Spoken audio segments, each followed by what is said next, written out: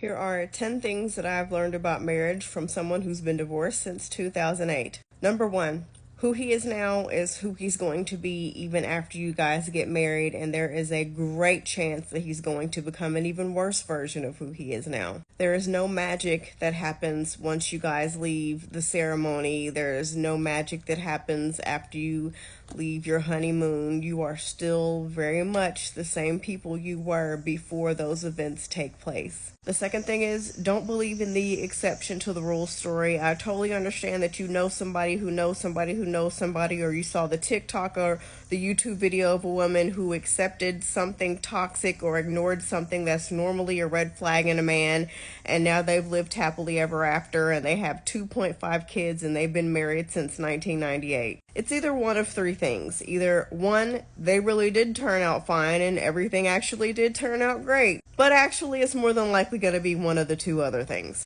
The first one being she's lying, and she needs you to believe that she made a good decision because she so desperately needs to believe that she made a good decision because she's realized over the years that she didn't make a good decision. Or three, it's a situation where they just kind of are existing together. Nobody's going to file for divorce because she's at least happy to be married and he's benefiting from the relationship in some way, so they're just kind of existing together. If you overlook or accept something that is unhealthy or is a red flag, there is a high, very high chance that it will not turn out well for you. If you are blessed with a red flag being handed to you on a silver platter, acknowledge it and run in the other direction. Third thing is, the worst financial decision that a woman can make is to be financially dependent on a man. I get it. There's nothing wrong with being a stay-at-home mom. Some of you might have to be because of this crazy economy that we live in. But what I need you to do is, before you get married,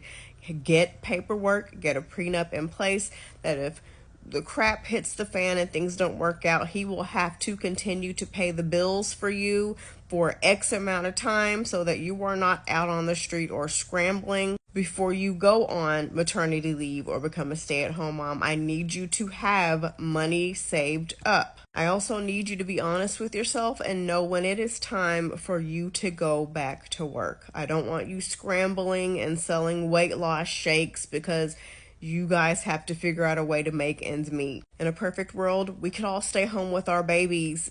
I feel like it's important to have that bonding time with your child in their formative years, but unfortunately, we don't live in a perfect world. And when the bills start piling up, your loving, supporting husband who wanted you to be a stay-at-home wife might not be so nice after a while. Sometimes a little bit of power goes to people's heads and he might start acting differently towards you because he feels like since he makes the money, he controls the money. You got to think about what happens if he becomes laid off or something financially catastrophic happens. Let me shake you up a little bit. We do not live in a Disney movie, okay, guys? This is the real world. I need you to put yourself and your children in a situation to where no matter what happens, you are going to be okay.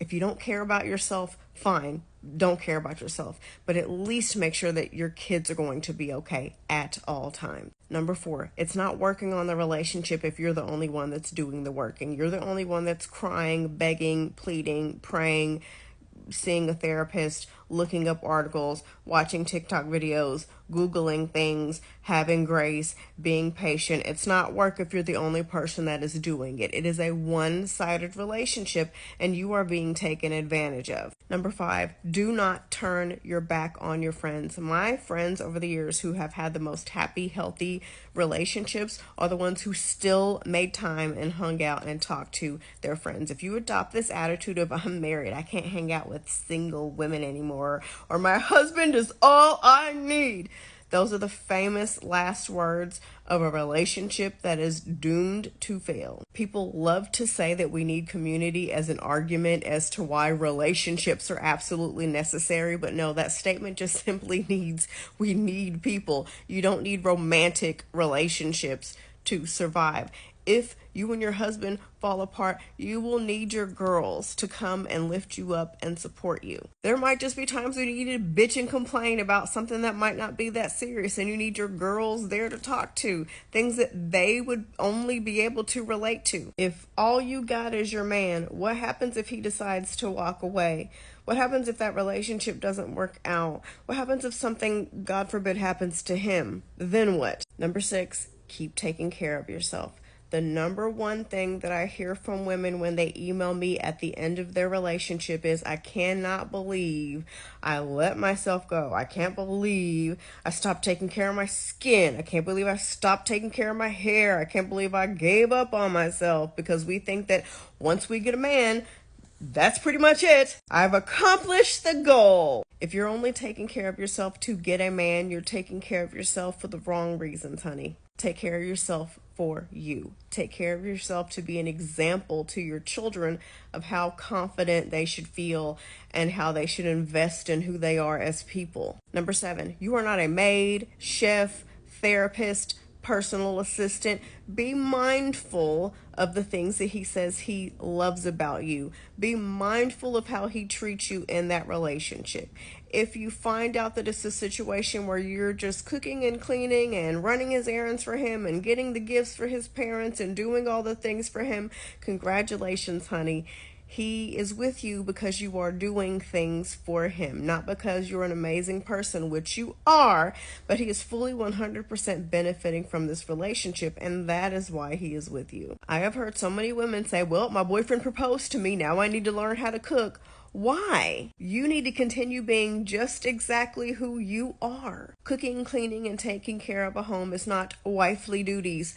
That's shit that adults do. Adults, male, female, they, them, everybody, not just you because you're a woman. Number 9, do not stay for the kids. I remember being a child begging my mom to leave my dad, and we were so much more happy when she finally did. You are not doing your kids any favors by staying in a situation where you are not happy, because newsflash, kids are smart. They can tell when things are not right. They can tell when there's tension. They notice when you guys are avoiding each other. They can hear you guys when you think that they can't, when you guys are arguing. Trust me, your kids want you to be happy more than they want you to simply be married. And if by chance they are upset that the relationship is ending because they want mommy and daddy to stay together, that's fine.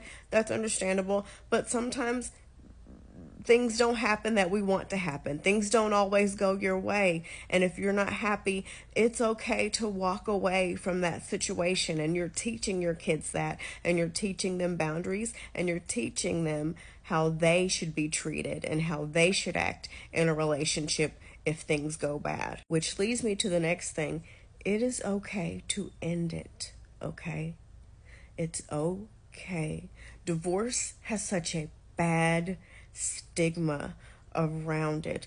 Divorce does not mean you failed. You know what failing is? Staying in a relationship that's dead. Staying in a relationship that is causing you trauma and pain. That is failure.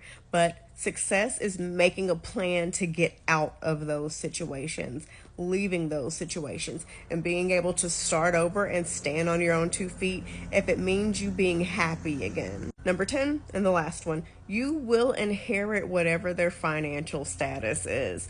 If they're broke, you're going to inherit a man that you're going to have to take care of financially, and you're going to inherit all his debts and all the bill collectors calling. If he's well off financially, you will benefit from that. If he's middle class, then you guys will benefit from whatever financial situation he is in, good, okay, bad. You will inherit that situation. It's not going to magically go away. Dual incomes does not necessarily mean more money. Now there's going to be 2 of you using the lights. Now there's going to be 2 of you eating the food. Now there's going to be 2 of you using the car if you only have 1 car. And if you have 2 cars, now there's 2 car notes.